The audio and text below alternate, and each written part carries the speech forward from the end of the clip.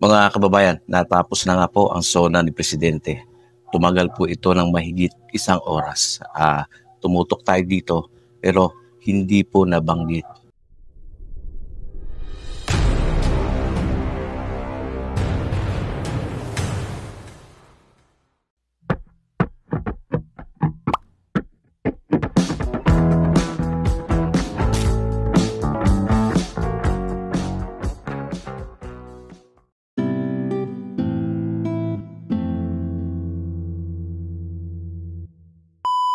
Kung ano nga ba ang kanya naging desisyon dito sa panukalang batas na term setting bill Marahil siguro mga kabayan mas tinuunan ng pansin o nag-focus ang Presidente sa mga pangunahing problema ng ating bansa. No? Hindi naman natin siya masisisi kasi ayon ay kanyang speech. At siyempre, mas maganda nga naman unahin kung ano talaga yung mga priority at mga dapat solusyonan sa ating bansa. Ito kasing usapin ng BSKE ay nabanggit din kahit na paano kasi ito po ay ginagastusan din po ng pondo. No, gumagastos po dyan ang mamamayan, kinukuha yan sa mga tax. At pag mayroon po mga eleksyon, syempre nagpapakawala ng malaking budget ang gobyerno dito. Kaya sana man lang ay na-mention kahit na paano. Pero ganoon pa man, tapos na, di ba? So ano na po ang pupuntahan nitong BSKE na ito. So babalik na lang po tayo kung ano ang legislative process nito mga kababayan. Alam niyo na po kasi paulit-ulit na rin natin pong tinalakay kung ano ang mangyayari kapag naipasa na ang isang batas. Sabi nga natin kung pipirmahan ba, di ba, kanya bang ibibito ito o hahayaan mag-lapse into law. At yung isang palaging namin mention sa comment section na wala na yung batas na yan, patay na. No? Babalikan natin yun. Hindi po pwedeng mamatay yung batas na yan once na na-enrolled. Ulitin ko na naman, kailangan po yan desisyonan. Kailangan bakit kasi ay wala pa rin linaw, tahimik si PBBM dito sa proposed bill na ito no? Yung ibang kasabayang batas nito ay naibito na nga, nagkaroon ng desisyon. Pero bakit itong enrolled bill na ito sa BSKE ay parang isinantabi muna? Marahil, siyempre, meron po siyang personal na dahilan kung bakit ganun. Diba?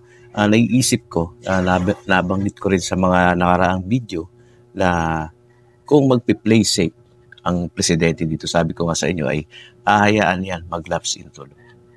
Diba? Hindi siya masisisi kasi kung halimbawa ay nag-lapse into law yan tapos may magpetisyon, naging batas, pwedeng isagot ni Presidente, hindi ko yan pinirmahan.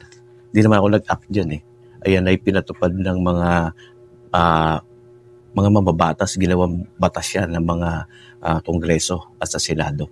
At naging ganap na batas yan sa loob ng 30 araw. Kailan ba ulit? Reviewin natin. Kailan natanggap? Natanggap ito ng July 15. So kung hahayaan mag-lapse into law ito, August 15 or kung maximum niya, kung kasama yung 30 working calendar days kasi hindi kasama yung Sabado at Linggo Siguro ito na yung pinali at dyan na po talaga magkakaalaman. Kasi inaasahan natin dito may mention at inaasahan din na matutuldukan na babanggitin dito sa araw ng SONA July 28 wala po. So ang sigurado rito kapag nag-lapse, dyan na po natin malalaman at dyan siguro maibabalita ang talaga nangyari dito sa enrolled bill nito. So, mga kababayan, lalo pong iinit. Lalo pa rin pag-uusapan itong kung matutuloy na ba sa December 1 o next year na sa November 2, 2026 Kasi umaasa kayo na sasabihin na yan ni Presidente kung pinirmahan niya ba o hindi. Wala pa rin po nababanggit. Kaya dadami pa rin ang mga manghuhula. Ang mangyayari nito ay patuloy pa rin ang mga pagbibigay ng opinion ng mga barangay official dito. Diba? So, magiging hati. Pero ganun pa naman po, meron pa naman po kasi mga press briefing. Hindi naman po imposibleng doon sabihin. Meron pong mga ginaganap na press briefing at pwedeng magsabi nito ay ang spokesperson ng Malacanang. Kaya siguro sa mga susunod na araw, baka mamaya lang or bukas o susunod na mga araw, meron pong magkaroon na ng update kasi meron po talagang magtatanong. Kasi lalong-lalo na yung COMELEC, yung sitwasyon ng COMELEC, palagi silang magpa-follow up dun sa palasyo kung na-desisyon na ba. Kasi para alam na ng COMELEC yung kanilang mismong gagawin. Nag-aantay po sila eh. At syempre, aayusin yung mga kagamitan at kailangan dyan. Kung talagang na-disapprove na, eh syempre, itutuloy na yan sa December 1. At talagang paghahandaan na, dapat ngayon pa lang po ay makapag-prepare na ang COMELEC nito. Kaya asahan din natin na, sabi ko nga, baka mai-announce sa mga susunod na araw ito. At syempre si Atty. Macalital, nangangamba na yan. No? Baka iniisip ni Atty. Macalital na, nako, baka hayaang mag-lapse in tuloy ito at maging ganap na batas at mapopospone na naman itong BSKE sa December 1. Diba? Pati siya mismo, hindi niya rin alam kung ano talaga ang magiging desisyon ng presidente dito. At kung talaga namang, kasi nagbukas na ngayon yung 28 Congress at tapos na nga po yung 19 Congress. At bilang abogado, alam nila yan na kung yung sinasabi nila na nalusaw na or natunaw na or patay na yung batas na yun, yung proposed bill na yun, lulutang yan. Siguradong lulutang yan si Atty. Macalital at sasabihin niya sa mga mag-i-interview sa kanya na ay wala na po yan. Natulong na po yan kasi tapos na yung 19 Congress. 28 Congress na tayo. Wala na po yung SB number 2816 na yan. Kaya tuloy na po sa December 1, 2025. Yun. Ganun po dapat ang magiging pahayag ni Atty. Macalital pag siya ay uling ma-interview. Pero pag halimbawa ay siya muling ma-interview at sasabihin na naman niya na sana pa rin ay ibito na ni Presidente at desisyon na yan. No? Ay wag hayaan ng Presidente na matuloy sa November 2. Pag gano'n ang pahayag ni Atty. Macalital, alam niyo na. Common sense na lang. Ibig sabihin, buhay yung bill. Oh.